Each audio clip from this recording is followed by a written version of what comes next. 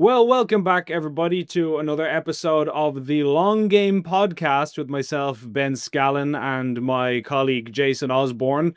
This is actually a pre recorded episode because of the bank holiday weekend. We decided we would record it a little bit early. So, this is actually Thursday of last week when you're watching it. So, if anything has happened in the intervening period, if Donald Trump has been assassinated, or World War III has broken out, or God forbid, the moon has crashed into the earth, and we haven't talked about it, then that's probably why. So please do bear with us in that regard. But hopefully, I think, Jason, were you saying that it looks like Pakistan and India are I about to get know. news? I was like, worst timing possible to be pre-recording an episode. Those two guys are at each other's throats, and no doubt we're gonna be off on our little prolonged weekend, and then they're gonna go at each other, and then we'll come out. This will come out, and we'll make absolutely no mention of the potentially nuclear conflict.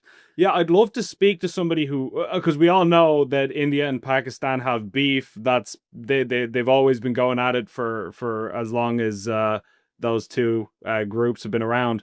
But I also wonder, is this substantially different to the prior spats that they've had? I honestly don't know the answer. I don't have enough expertise in the region to know if this I is. think my understanding is that it's the most severe in a while. I know in 2019 there was a pretty significant flare up because if I remember correctly, India did some airstrike. I don't know whether they did multiple or one airstrike, and the former um, Secretary of State, I think it was Mike Pompeo, wrote in his book that came out a while back about how people don't realize how close that came to a nuclear engagement between them because they're obviously two nuclear armed states. But Which, it's by the way, sorry to interrupt you, but on that, like, I only, again, maybe I'm revealing my ignorance here. Maybe I shouldn't say this, but I was shocked and frankly appalled recently to find out not only does Pakistan have nukes, they have about 200 nuclear weapons. I wasn't actually aware of that until relatively yeah. recently.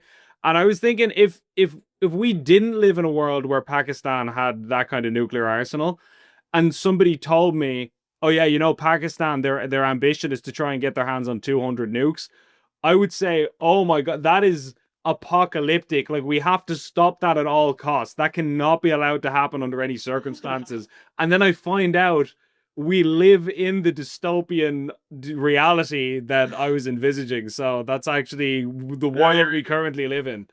you're lucky no one sort of played on your biases here and yeah, sort of presented you with this false scenario where it's like, yeah, okay, imagine Pakistan gets nukes, and you're like, God, thank God we don't live in that war. And they're like, well, actually, we do. Yeah, And yeah. which is why I don't actually think JD Vance was aware of this because he did make that quip. I cannot remember. It was last year. I can't remember what event it was at when he spoke about how it was kind of funny. He was saying that the UK is going to be the world's first nuclear armed Islamic state. Obviously, people pulled him up on that and said, "What about Pakistan?" So yeah, but it is funny because people were always all tweeting about how when it comes to Russia Ukraine, everyone's like, "Oh gosh, it might come to nuclear war, avoid at all costs." Whereas when it comes to this conflict, a lot of Western commentators are sort of like is so eager to take sides, and it's like get him India or get him Pakistan. It's like I feel like because of the geographical distance to the west, people don't take it as seriously. But it's yeah, it is a very serious situation.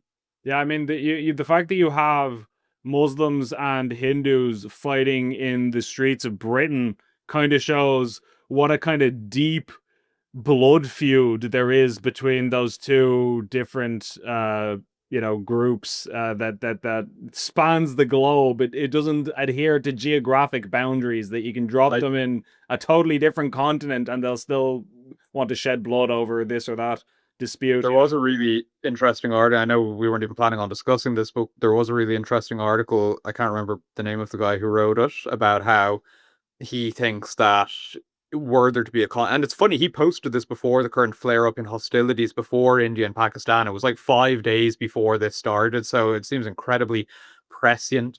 But he said essentially that if there were to be an out and out conflict between India and Pakistan, it would make Gaza and Israel look like kids fighting in a playground or something in the UK. It's because you've obviously got I don't know how many millions of combined Indians and Pakistani nationals in the UK, but it's already starting.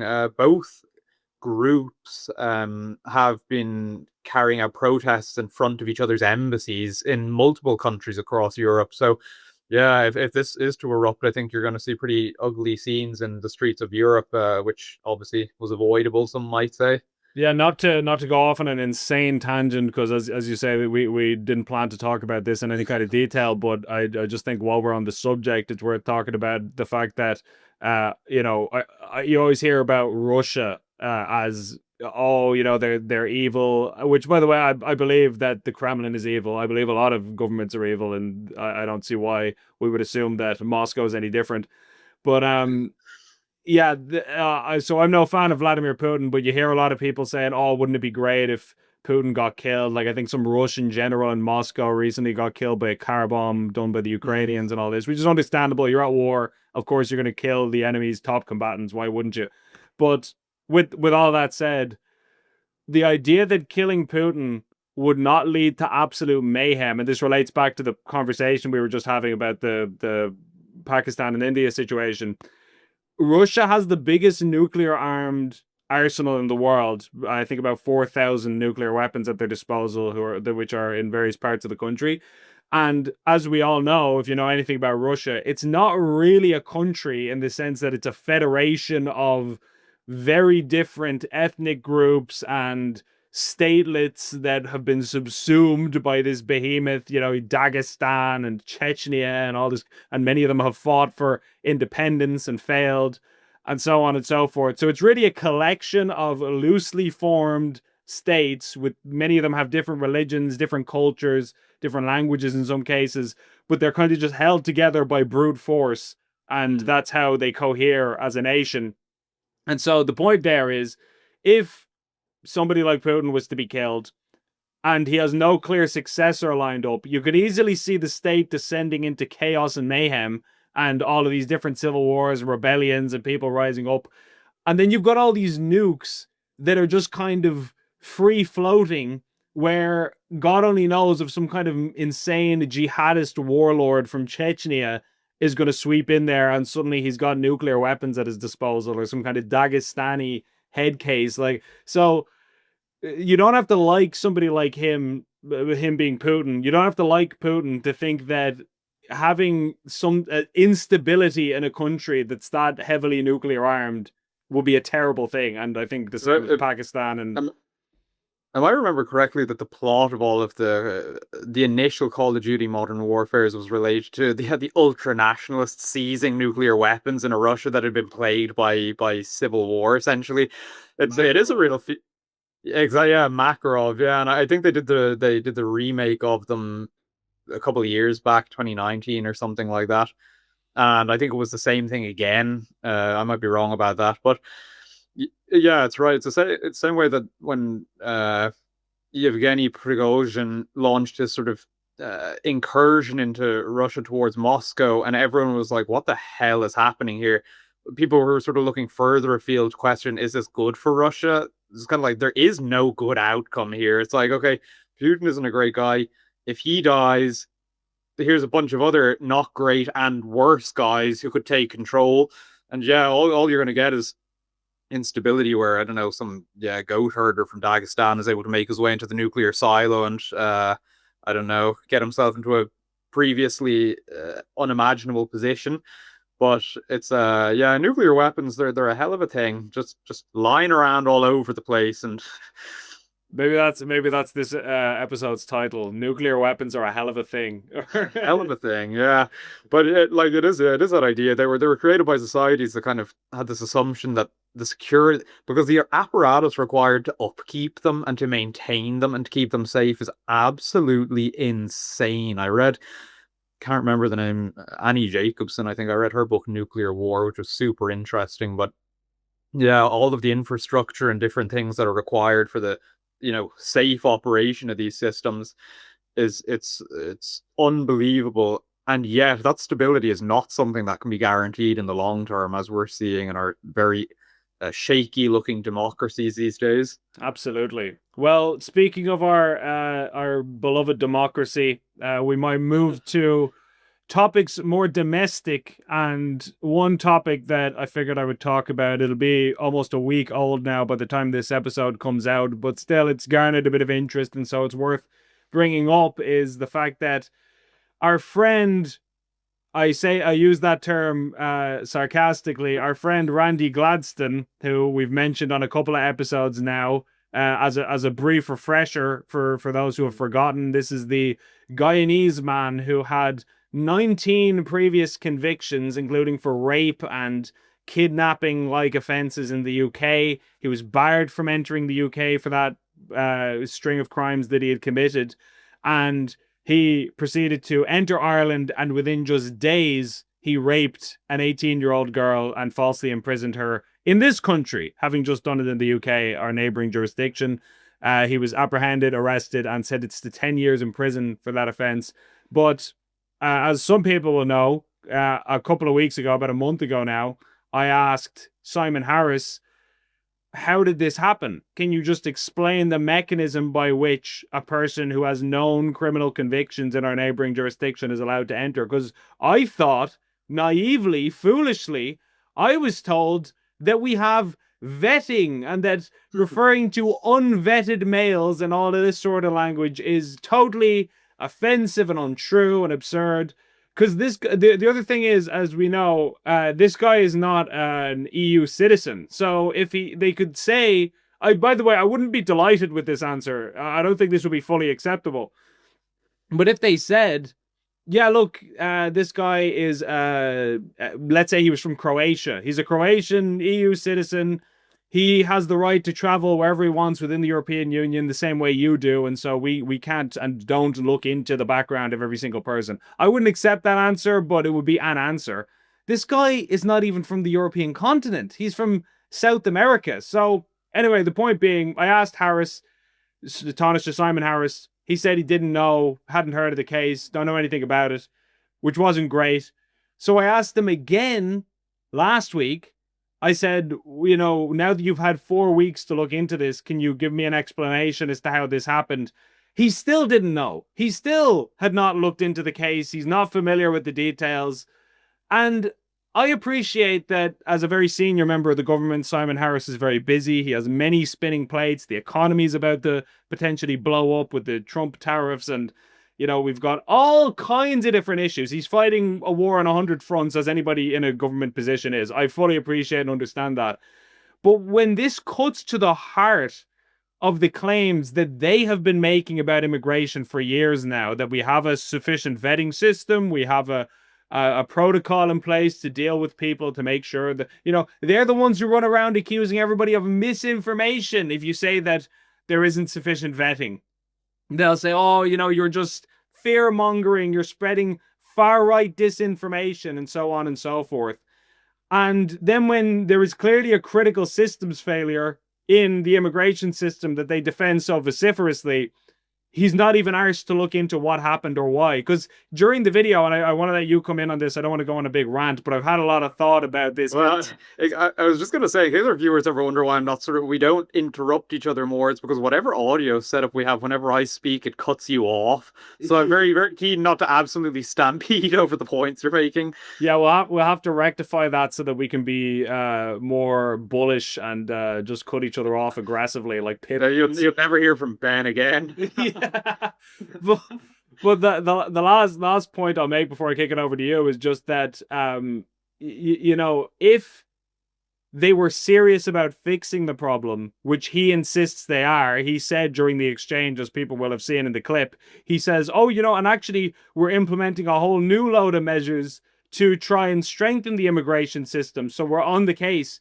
How can that be true when you don't even know what the problems are? You can't even enumerate to me what has gone wrong here. So how do I have any confidence in your ability to fix it? You don't know what the problem is in the first place because you haven't been bothered to look into it. So anyway, I was wondering what you thought of the whole thing. Well, I think your passion will resonate with our viewers because it is insane. I mean, the greatest source of discontent in the country at the moment is the immigration situation. And this Randy Gladstone, a lot of it crystallizes in him what's so wrong with all of this. I mean, we know there's been reports throughout the years, government spending on PR and on, in the same way that any government does, they all want to ensure crisis management. The fact that there hasn't been some sort of PR initiative in government, there hasn't been some sort of memo, at least to our knowledge, that's gone out to say you have to have all of your ducks in a row on all of the immigration flashpoints, speaks just to government disorganization. And I mean, again, for those working in any sort of journalism or any sort of public accountability projects or anything like this will come as no surprise. I mean, I was only talking about this with someone last week about how I was sending FOIs in a lot of the time, and I had sent one in that had something to do with the accounting system that would have required engagement with the accounting and finance systems of the different departments. And I obviously don't know exactly the schemes that they all have in place in the background there, not having been given a pass to come into the departments and figure out exactly how things work. But the picture that has sort of revealed itself to me is that every department does its finances differently. They all have different systems. They all do things in their own way, essentially.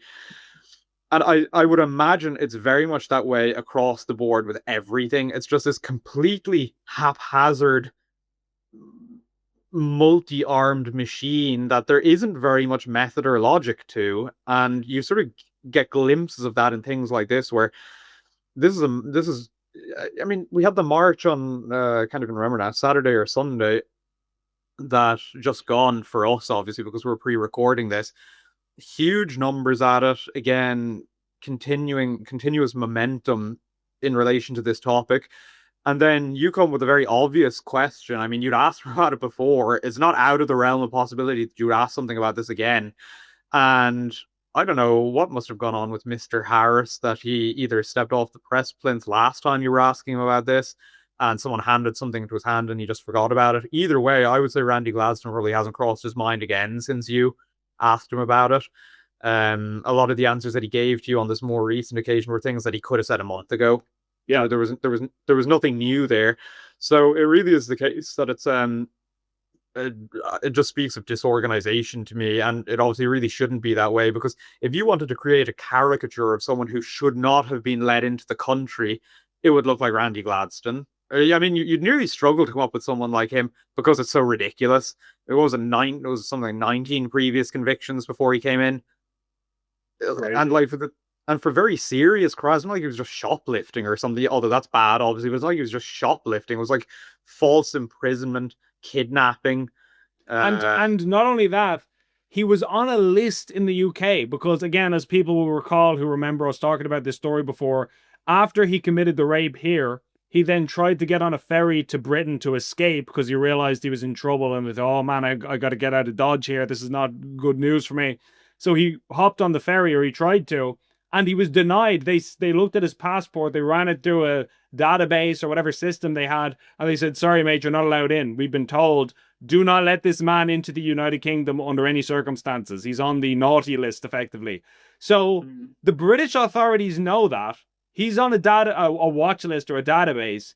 We did not, and we allowed him in. And the thing is, I don't know, was he an asylum seeker? Was he just here as a tourist, just visiting for a few days? I don't know what his circumstances were, because the Tánaiste has not clarified that for us, and it's not publicly available. And one comment I saw in reaction to the video, which I thought was quite pertinent and noteworthy, is we're here talking about an issue, and it's a societal issue that affects many people, and the immigration crisis, and it's become a political football, and so on and so forth. A girl was raped. An 18-year-old girl had her life irreparably changed. That will stay with her, that incident, when she's 40 years old, 50 years old. Her grandkids will be sitting on her knee, and she will be conscious of the fact that this happened to her. Terrible, awful thing that happened to her. And the Tánaiste, having heard about it, apparently did not even bother to look into the case and find out why it had happened, to maybe prevent something like this from happening again.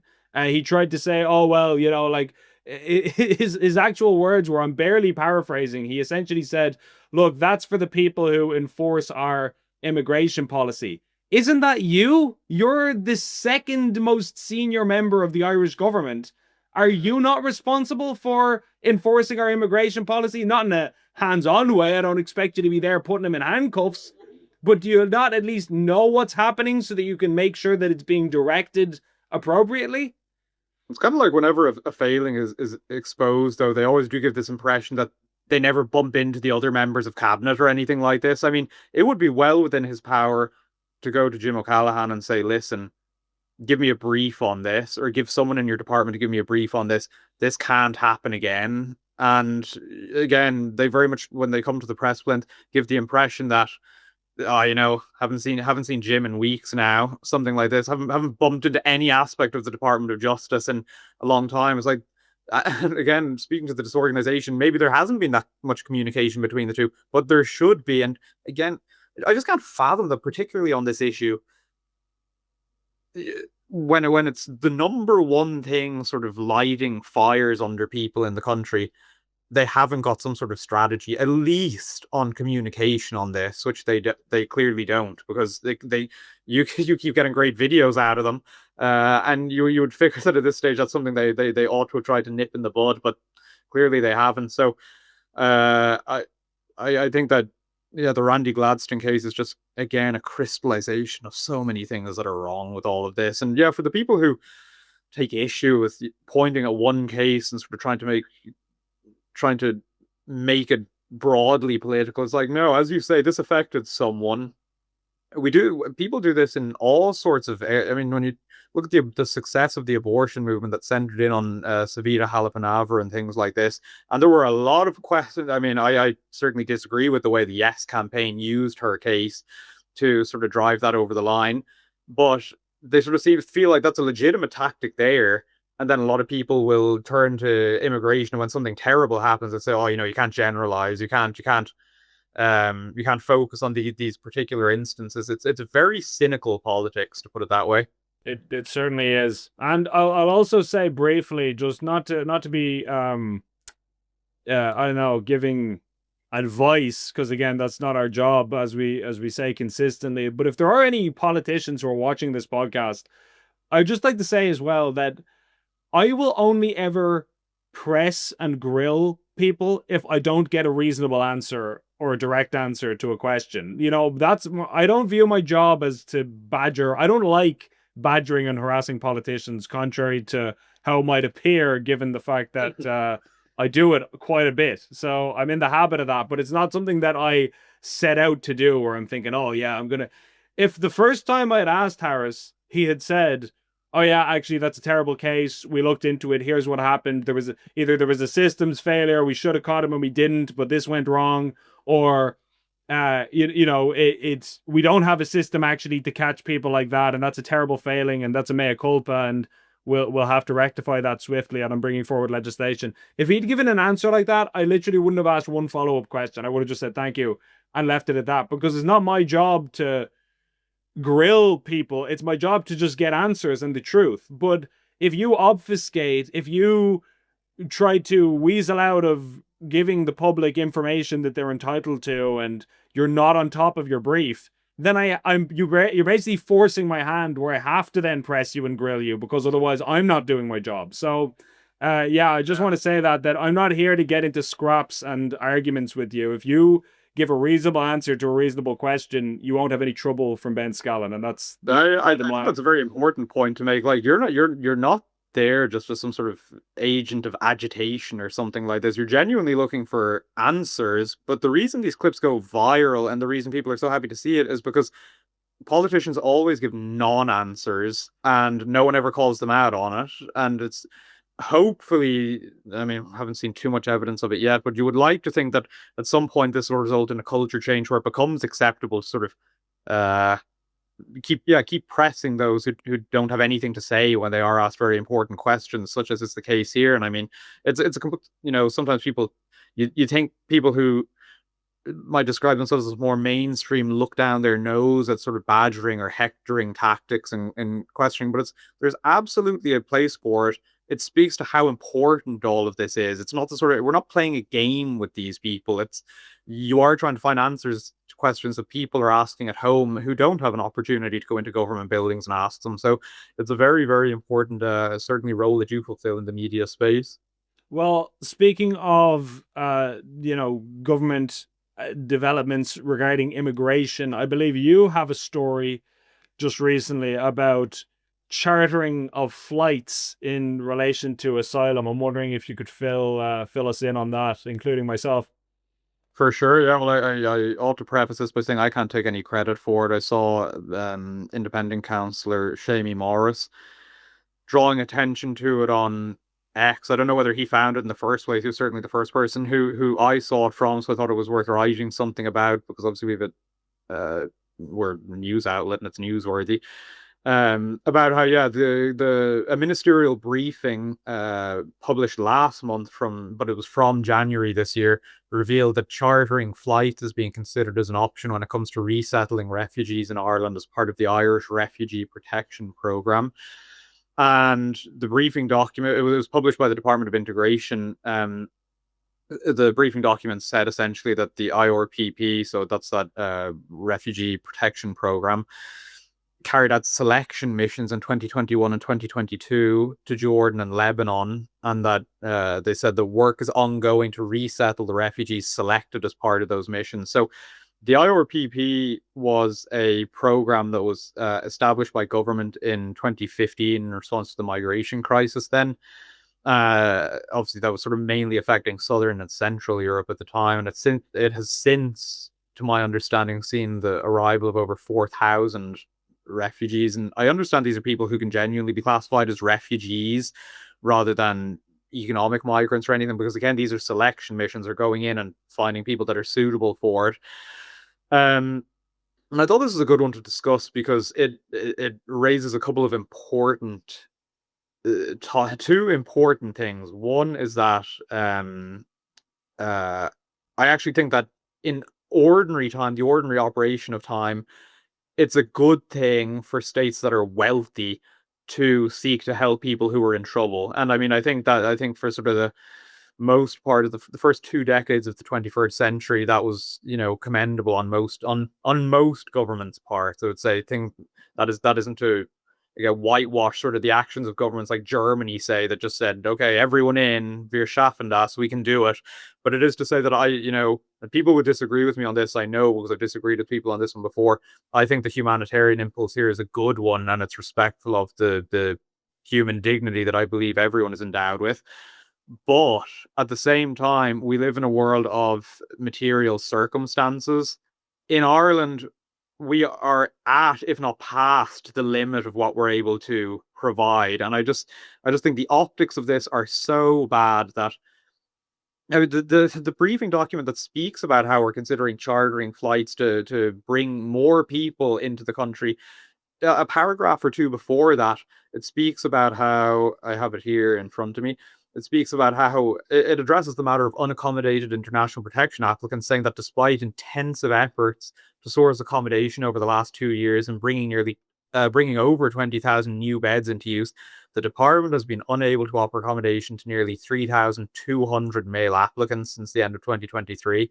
I'm not sure where that number is at right now, this minute. I didn't look it up before this, but obviously that unaccommodated the unaccommodated international protection applicants were subject of a recent High Court judgment, which ruled that the state was failing in its duty to provide material reception conditions to applicants.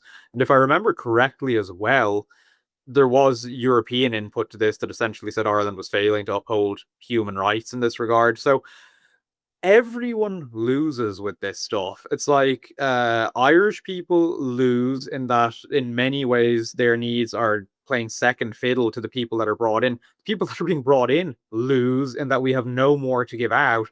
It's like we have to let go of this desire to appear virtuous to that's really what underlies a lot of this, because as I say, I'm the first person to say that I think sort of humane dealing with people who come to your shores is required. But I don't think there's any way that you can say that biting off more than we can chew in this regard is humane. I really don't. And I just think the optics here are horrendous. I also think it's notable that government figures consistently say that if you say that they're bringing people in, or oh, the government is bringing people in, they really forcefully and aggressively push back on that and say, absolutely not.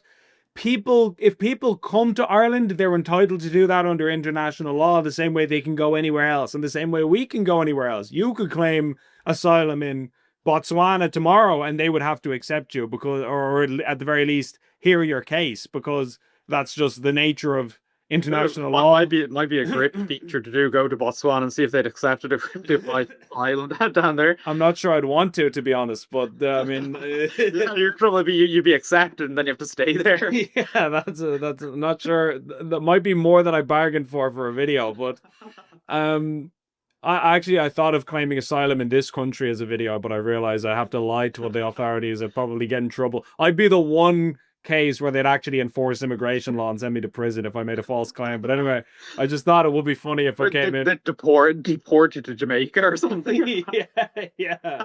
And end up whiling away my days smoking weed on the beach. but with all that said, Irish politicians, they very strongly reject the claim that they're bringing anybody in. They say, look, people are going all over the world. We have mad climate change and wars and things are happening. And if people, like I was speaking to one very senior former member of the government. I was speaking to him off record privately once, and he was telling me we're getting into like a civil argument where I was basically saying, like, you guys messed up on the immigration front, right? And he was saying, no, because we get blamed for stuff we have no control over, like how many people just rock up at our border. We have to then process the claim. It doesn't mean we have to accept them, but like if you were the Taoiseach, you'd be in the same position. Like it's not within our control.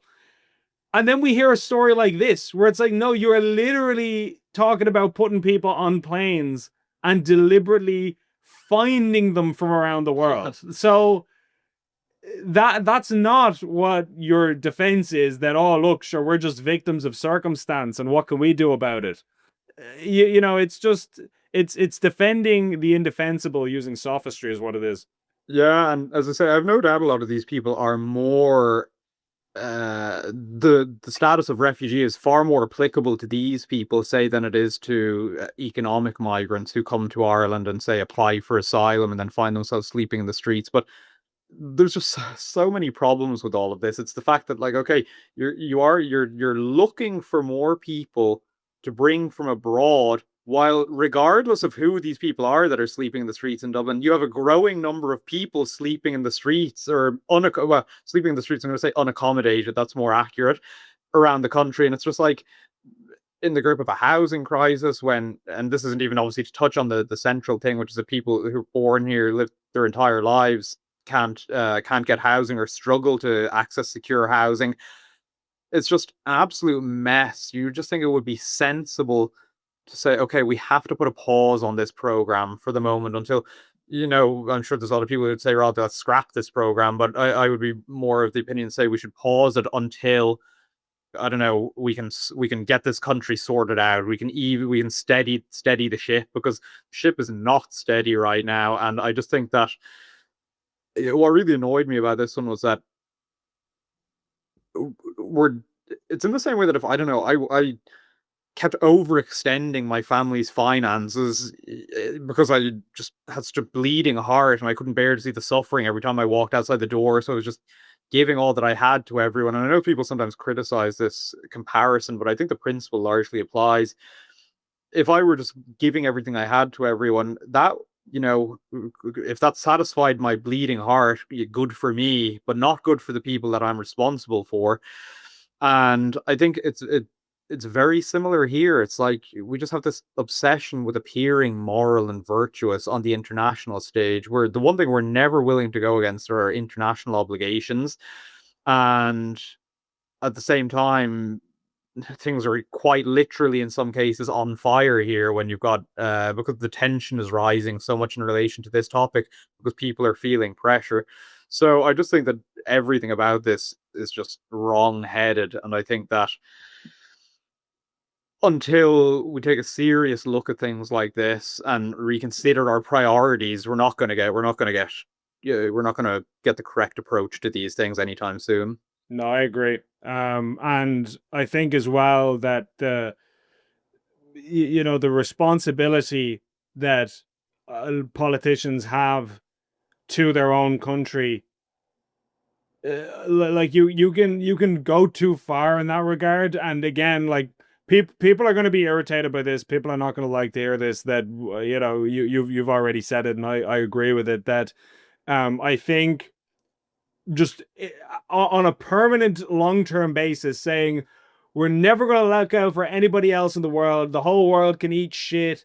We don't care if, as I remember years ago watching an interview with the former mobster Sammy the Bull from, he was like an Italian American mobster, real life guy. He's still alive today, but he was asked an anecdote about I heard you chastised some kid because he did something that was going to harm the neighborhood, and you were giving out to him. And he says, "No, that doesn't sound like me. I don't recall that." He said, he said, "My attitude back then was, if the neighborhood it explodes, it explodes. That's nothing to do with me." And he said, if I said that, it was probably because I was drunk. So anyway, the only reason I bring that up is I don't think having if the global neighborhood explodes, it explodes is a good thing. I don't think that that's a good attitude that we should be living by. And I do believe that within reason and within our means, things like moderate amount of international aid and so on is appropriate and to be welcomed. But I absolutely think that when your own people are in a state of dire crisis, which we very evidently are, and when you have massively overextended ourselves, to use your phraseology just there, I think that trying to continue to be the altruistic superheroes of the world is just preposterous and actually immoral. You're actually getting into vain, prideful, image conscious sorts of personality faults at that point, where you're Yeah. kind of not even a good person anymore. It's actually a bad thing, if anything. No, I think people, officials, are having difficulty grasping that we're in exceptional circumstances. I think that's ultimately what it comes down to. Is say in the normal operation of things, I think that, and I'm not saying exceptional circumstances you suspend your, because again we come at things from a Catholic viewpoint, which some people might be unpalatable, but it is what it is, and I think it's good and right. Which is that you do aim to treat everyone at all times, no matter what circumstances you find yourselves in, according to the inherent dignity they have, whether they happen to be good or bad people. And so you don't look to suspend that just because you find yourself in exceptional circumstances. But there are ways that we could that we could drastically change our situation without compromising on those things. And I think a pretty simple one would be by yes, pausing programs like this, because someone is losing out here when you're bringing people over and the country doesn't have anything more to give. I mean, um, I think implementing an immigration system that works and removing people from the country who ought to be removed from it. I think someone like, say, Randy Gladstone is a good example of that. That's all to the good. None of that, none of these talking points, I suppose, denies human dignity in any way. And in fact, I would say much better upholds it than a lot of the people who would seek to call you far right or bad in a lot of these instances. Undoubtedly, these days there is, I think it's very, very small. There are some people who, are racist out there, but I don't think anyone ever would have denied that. But it's the fact that the bottom line here is that we're in exceptional circumstances, and there's just no evidence that that's registering on any sort of official level, and that's why you don't want to be prophet of doom or anything like this, but you just predict on a political level anyway that things will keep spiraling in some sense. But we live in hope. Absolutely. And you know who else lives in hope is Green ministers who have lost their seat just months ago and miraculously landed on their feet like some kind of exceptionally talented gymnast. Yeah, no, it's amazing that as some people will have heard last week, we had Minister Joe O'Brien, who was the Minister of State responsible for charities, a Green Party guy, who lost his seat in the great Green wipeout of 2024. As we're all familiar with, the Greens went from 12 seats and steering the government around by the nose to decimated. They now consist of one man with glasses named Roger O'Gorman, who barely hung in there by his fingertips and managed to retain his seat. I actually, not to go off on a tangent already, but I did find it funny during the government formation talks when all the parties were meeting up to discuss their terms. And I read somewhere that the Green Party were meeting with Sinn Féin, and you have like Mary Lou and Piers Doherty and all them on one side of the table, and then just Roderick on the other side. Kind of a weird negotiation that must have been. But anyway, my point is, Joe O'Brien lost his seat, as did most of them, and it's just been announced as of last week, when you're watching this, that he has become the new head of the Irish Council for Civil Liberties. That's NGO that it has made its purpose to fight for people's civil rights. And I do find that noteworthy. I mean, first of all, it's kind of a natural fit for him, given that he has, I believe he was actually involved with NGOs before he went into politics. He came from the kind of Irish Council for Civil Liberty, or Irish Refugee Council. Yeah. Cross Care, another one, which is kind of a Catholic, quasi-Catholic group. And so he now has ended up with the ICCL. So he's almost returning to his spawning ground, like some kind of salmon that politically. So what do you make of this whole career move for our friend Joe, Jason? I think good for Joe, but I think that again, that so often comes up on this podcast. The optics of these things are always terrible. I was only writing during the week that we recorded this, obviously, about again, I brought this up before, the National Counter Disinformation Strategy, and how this just spoke of the incestuous nature of so much of official Ireland, put it that way, where you have the working group receiving presentations from the journal, say, to use one example, the working group that put this disinformation strategy together, receiving a presentation from the journal. The journal also made a submission during the what was it called, the public consultation, and then you also have people involved with the journal working for, isn't the way to put it, but affiliated with Media Literacy Ireland, which is a body that they're bringing in to recommend how to develop media literacy in Ireland and things like this. And it's just, the reason I use this example is because there's so many things enmeshed in this. You've got the journal, which is obviously private, but is sort of heavily relied upon in government circles for its fact-checking expertise and all of this. You've got semi-state bodies in the form of Comisiún na Món, which funds and facilitates Media Literacy Ireland, which the journal is sort of, involved with in some capacity.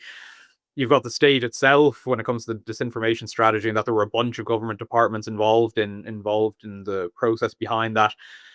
And the way this relates to things like this is just that if it gives the impression of the upper echelons of Irish society being a closed circle, that's because it is. It's all, these are all people who know each other, and it's like they're all playing musical chairs and just different arrangements and things like this. I mean, as I say, good for former Minister Joe O'Brien, but to hop from that over to the executive director of one of Ireland's most prominent civil organizations, it looks a certain way, and I don't think anyone is going to deny that.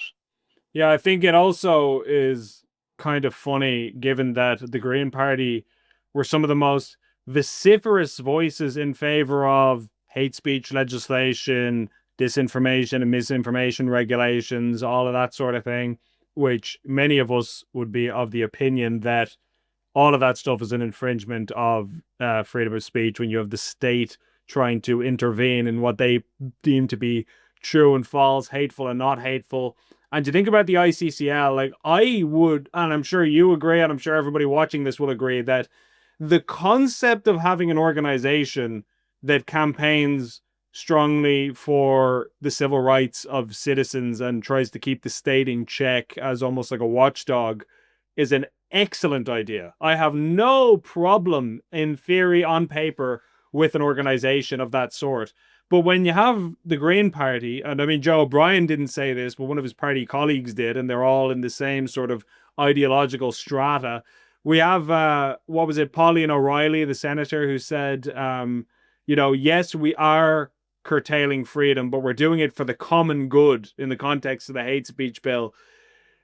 Given that this is the sort of rhetoric and ideology held by this party, is it really a good fit for somebody to be the champion and the spearhead of fighting for civil rights when their party colleagues openly admit that they think it's a worthwhile trade to suspend freedoms for the common good? Is that the kind of person that we want to be at the forefront of civil rights fighting and debates in our country? I'm not entirely convinced of that, to be quite honest.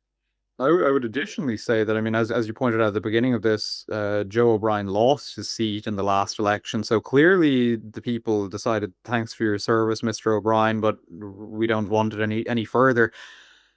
And yet you can move from that into a driving position in another massively influential organization in Irish society. I mean, it's there there is something wrong, I would say, with the way the democratic process works in Ireland, such that obviously we understand democracy as essentially government by the people, for the people, this kind of thing, to use the slogan. And there's many people say there's many ways in which the people's wishes aren't expressed by the current government and by past governments as well. But you would have to see something like this as a further instance of the way in which it doesn't work, which is that someone who was voted out, and indeed whose party was wiped out at the last election, in a massive public way, can move themselves into an organization that has large sway in the civic sector in Ireland, that is listened to, that has a seat at the table, in many regards. And you would have to think that that probably isn't what people expect when they vote someone out of office. And I think there's this sort of lack of separation of all of these very influential sectors in Ireland, and that has done a lot to damage public trust, not only in officials and things in Ireland, but I would say in the processes themselves, the democratic processes that are that we have in place. Yeah, because I mean, you know more than likely when the ICCL next week or next month or next year is campaigning for this or that cause, and they're lobbying the government, putting pressure on the government, saying we need to do this. There'll be a report in RTE saying the ICCL is calling for blah blah blah. It won't be mentioned. Almost certainly, it won't be mentioned that Joe O'Brien is involved in that. In the same way that, you think about how Pat Rabbit is the chairman of TUSLA, and I don't think a lot of people know that. You hear about TUSLA, and you go, "Oh yeah," like these. And by the way, I should also clarify, for the sake of stressing, nothing wrong in the sense of ethically dubious or legally dubious has happened. I'm not suggesting that Joe Biden shouldn't be allowed or isn't allowed to take up a job at the ICCL, or that Pat Rabbit isn't allowed to go into TUSLA. All of that is a matter for themselves and is obviously perfectly above board, officially speaking. I'm just asking about the wisdom of it as a society. Is it good that we have a revolving door for people who have been rejected by the electorate to then find themselves in very senior state agencies or NGOs that are have the ear of the government regarding major policy issues of the day? I remain highly unconvinced that that is good for society at the end of the day.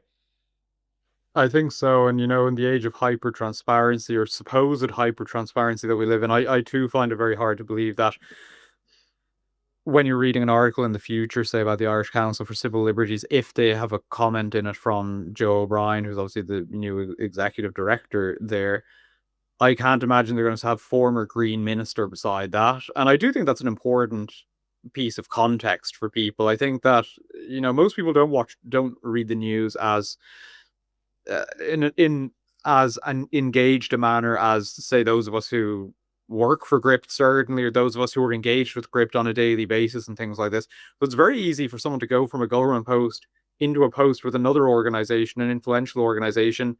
And if it's never pointed out that this person used to be in government, well, then it goes right over their head. And I mean, I don't mean any disrespect to him, but Joe O'Brien is also a fairly non distinct name, to put it that way. You know, could kind of be anyone if you're just looking at the paper every few weeks. So I think that, and that this plays into, you know, the idea that, say, was it you wrote about it yesterday? Someone was writing about it. Someone was mentioning benefacts. Yeah, you did a video with Jack Chambers yesterday about benefacts, and it's this idea that a lot of our just sort of tracking mechanisms and our transparency mechanisms either aren't there or aren't in working shape. And I think that our civil discourse, the shape of our civil society, would be much, much better if these things were prioritized, actually. Absolutely. And so, in the interest of transparency, I will inform all of our beautiful viewers that we will be back next Monday, as per usual. We hope you will tune in, given that we've changed the date, as you can clearly see, for when we upload. We used to do it Tuesday, now it's going to be Monday going forward. And hopefully we will have a more topical episode for you, given that, again, we've no doubt missed the Terminator uprising and the UFO invasion and the fact that Donald Trump got disintegrated with a heat ray, and we didn't talk about any of that. But again, hopefully next week we'll be more on the ball. So God bless everybody, and thanks for watching. Bye bye.